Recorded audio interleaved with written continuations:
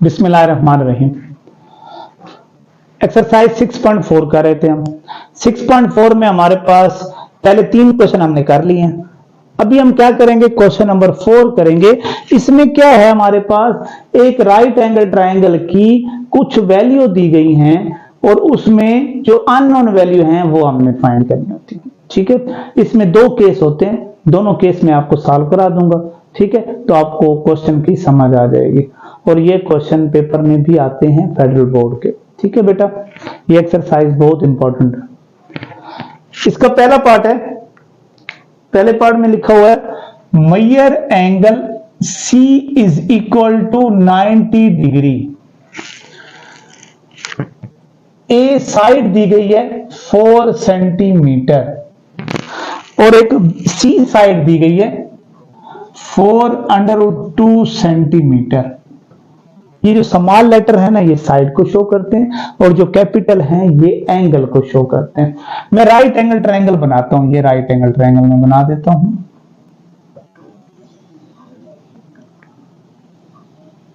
ये बन गए, सी पर राइट है तो सी पर 90 का एंगल बना दिया। ए इधर लिख देते हैं, बी इधर लिख देते हैं, आपकी मर्जी है ए इधर लिखें या बी इधर लिखें। ठीक है, हमारे पास गिवन क्या है, गिवन एक एंगल सी है, ये मैंने लिख दिया। इसके बाद सी के सामने स्मॉल साइड सी, ए के सामने स्मॉल ए, बी के सामने स्मॉल बी साइड। ठीक है, ए की वैल्यू क्या है हमारे पास 4, सी की वैल्यू हमारे पास 4√2 और बी की वैल्यू हमने फाइंड करनी है। इस तरह एंगल ए हमने फाइंड करना है और एंगल बी भी हमने फाइंड करनी है। यानी 3 चीजें गिवन है और 3 चीजें प्रूव करनी है। ठीक हो गया। अब इसमें केस जो 1 है, केस 1 में लिखता हूं, केस 1 में मैं लिखता हूं if 1 angle and 2 sides are given. अगर एक एंगल और 2 साइड गिवन होती हैं, then first of all we find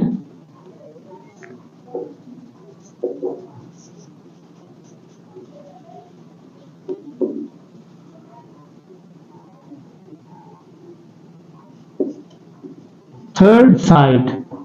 तो सबसे पहले क्या फाइंड करेंगे, तीसरी साइड फाइंड करेंगे। तो तीसरी साइड कैसे फाइंड होगी, पाइथागोरस थ्योरम से। पाइथागोरस थ्योरम क्या होता है, मैं लिख देता हूं बाय पाइथागोरस थ्योरम।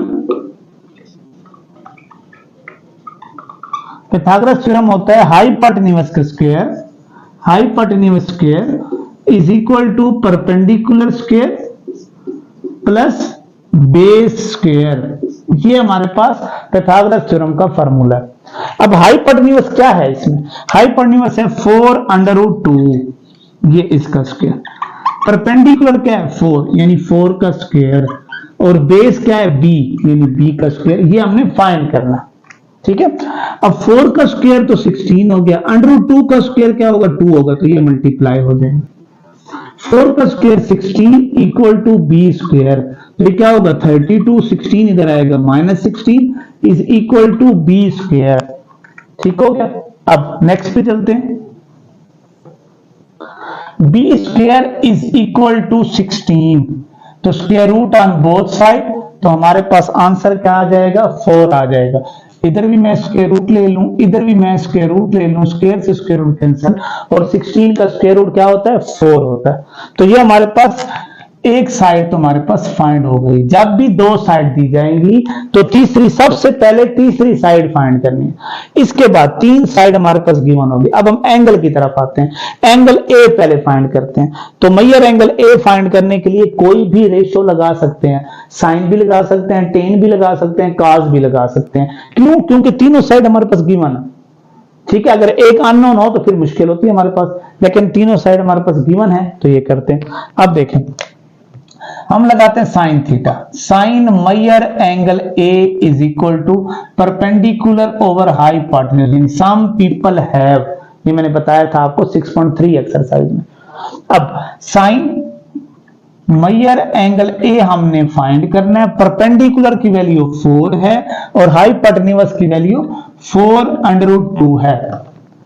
ठीक है, अब ये 4 से ये वाला 4 तो हो गया कैंसिल, तो मैयर एंगल ए हमने निकालना है, साइन उधर जाएगा तो साइन इनवर्स 1/√2, तो ये हमारे पास आंसर हो जाएगा 45 डिग्री। ये मैयर एंगल ए भी हमारे पास आ गया। क्या लिखेंगे, measure angle A is equal to 45 degree. ये हमारे पास दूसरा एंगल भी फाइंड हो गया। अब हम तीसरा एंगल फाइंड करने के लिए हमारे पास क्या होता है, सम ऑफ एंगल्स ऑफ ट्रायंगल कितना होता है, 180 डिग्री होता है। अगर किसी भी ट्रायंगल के तीनों एंगल को सम करें तो वो 180 के इक्वल होता है। अब तीनों एंगल कौन से हैं देखें, measure angle A plus measure angle B plus measure angle C is equal to 180 degree. A हमें फाइंड कर दिया 45 डिग्री, बी हमने फाइंड करना है और सी हमारे पास 90 है is equal to 180 degree. Clear हो गया। अब 90 और 45 को अगर हम ऐड करते हैं तो हमारे पास 135 डिग्री इक्वल टू 180 डिग्री। तो measure angle B is equal to 135 equal के दूसरी साइड पे जाएगा, राइट हैंड साइड पे, तो माइनस हो जाएगा क्योंकि इधर क्या है, प्लस है। तो मैयर एंगल बी क्या हो जाएगा, 45 डिग्री। तो ये हमारा तीसरा एंगल भी फाइंड हो गया। देखो हमने 3 वैल्यू गिवन थी, 3 रिक्वायर्ड थी, तो जो रिक्वायर्ड वैल्यू है ये एक वैल्यू, ये दूसरी और तीसरी हमने फाइंड कर ली। ये कौन सा केस है, केस 1 है। ठीक है, ये क्या है, केस 1। अगर 3 साइड गिवन है, 2 साइड गिवन है तो तीसरी हम फाइंड कर सकते हैं, उसके बाद बाकी चीजें फाइंड करेंगे।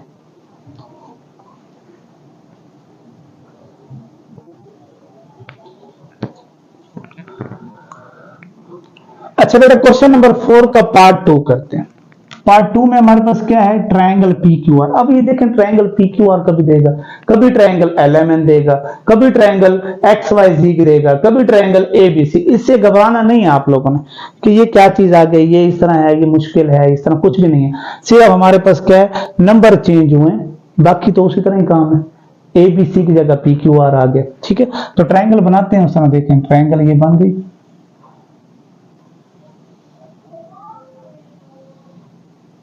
ये Q पर एंगल 90 डिग्री है, इधर P लिख देते हैं, इधर R लिख देते हैं। ठीक हो गया। अब ये Q तो हो गया 90, P हमारे पास क्या हो गया 60 डिग्री, और ये चीज हमने फाइंड करनी है।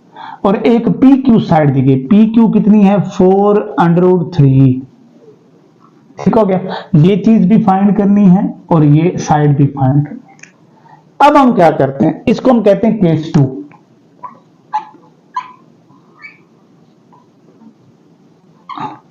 केस 2 में क्या है हमारे पास, if one side and 2 angles are given. अगर ये गिवन हो then first of all we find third angle. सबसे पहले हम थर्ड एंगल निकालते हैं। ठीक है, अब थर्ड एंगल में क्या है, हमारे इसका पहला पार्ट पढ़ा है, उसमें क्या लिखे, sum of angles of triangle is equal to 180 degree. होता है ना इस तरह। अब measure angle P plus measure angle Q plus measure angle R is equal to 180 degree. ठीक हो गया। अब P की वैल्यू है 60 डिग्री, Q की वैल्यू है 90 डिग्री और R हमने फाइंड करना है 180। 60 प्लस 90 क्या होता है 150 degree, plus measure angle R is equal to 180। तो मैयर एंगल R कितना हो जाएगा 180 माइनस 150 इक्वल टू 30 डिग्री। ये हमारा यहाँ पर पहला पार्ट और पहला हिस्सा कंप्लीट हो गया। अब नेक्स्ट की तरफ चलते हैं। 3 एंगल तो हमारे पास गिवन हो गए, एक साइड भी गिवन है। अब देखिए हमारे पास बेस गिवन है। बेस 2 रेशो में आती है, एक काज में आती है, एक टेन में आती है, साइन में नहीं आती। अब या काज का फॉर्मूला लगाएं या टेन का, तो हम क्या करते हैं, काज का फॉर्मूला ही लगा देते हैं। करली ब्राउन हेयर यानी B/H, ठीक है, यानी बेस भी आ गया और H भी आ गया, ठीक है। H हम फाइंड कर लेंगे, बेस गिवन है। तो cos मेजर एंगल P क्या है, 60 डिग्री है, तो ये 60 डिग्री हो गया। बेस क्या है, 4√3 और H हमने फाइंड करना है, ठीक है। cos 60 क्या होता है, cos 60 का फॉर्मूला क्या है, cos 60 होता है 1/2, 4√3 divided by H। Cross multiple करें, इसको इससे मल्टीप्लाई करें H हो जाएगा और इसको इससे मल्टीप्लाई करें 8√3 सेंटीमीटर। तो ये हमारा दूसरी साइड भी कंप्लीट हो गई। अब तीसरी साइड फाइंड करते हैं। अब तीसरी साइड के लिए हम क्या करते हैं, पाइथागोरस थ्योरम भी लगा सकते हैं और क्या लगा सकते हैं, तीसरी साइड के लिए साइन भी लगा सकते हैं, टेन भी लगा सकते हैं, क्योंकि हाइपोटेन्यूज हमारे पास आ गया। तो साइन लगा दें फिर भी ठीक है, टेन लगा दें फिर भी ठीक है, ठीक है। तो साइन लगा देते हैं। Sine measure angle P is equal to perpendicular over base. हमने परपेंडिकुलर फाइंड करना है। Sine 60 is equal to perpendicular हमने फाइंड करना है, बेस 4√3 है। अब साइन 60 क्या होता है हमारे पास, √3/2 is equal to P divided by 4√3। Cross multiple अगर हम करते हैं तो क्या हो जाएगा, 2P is equal to 4√3 multiply √3, तो √3 का स्क्वायर से ये स्क्वायर रूट कैंसिल हो गया। तो क्या लिखेंगे, 2P is equal to 4 multiply 3, तो P is equal to 4 multiply 3/2, तो क्या होगा 12/2 इज इक्वल टू 6 सेंटीमीटर। तो हमारे पास क्या हो जाएगा, 6 सेंटीमीटर आंसर आ जाएगा, ठीक है, P का। तो हमारे पास देखें 3 साइड भी फाइंड हो गई और 3 एंगल भी ऑटोमेटिकली फाइंड हो गए। तो ये हमारा क्वेश्चन नंबर 4 यहां पे क्या हो जाता है, कंप्लीट हो जाता है।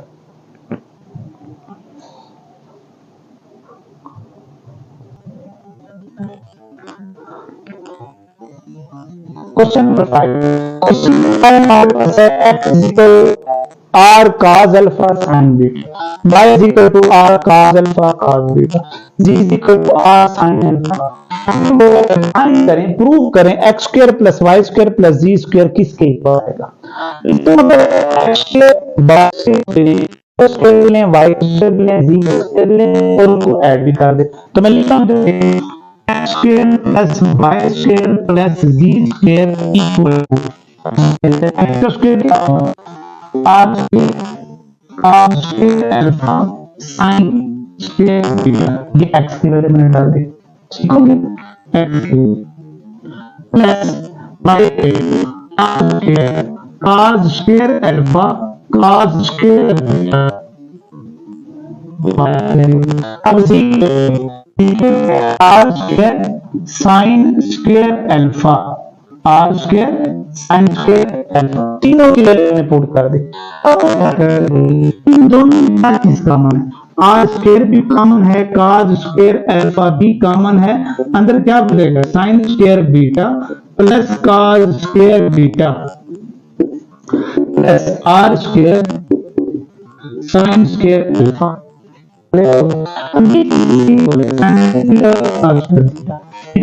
बीटा दे दिया, तो हम क्या लिखेंगे, r square cos square alpha plus r square sin square alpha. और दोनों में सिर्फ r स्क्वायर कॉमन है, तो r alpha plus sin square alpha ये बच जाएगा। अब ये तो ये प्लस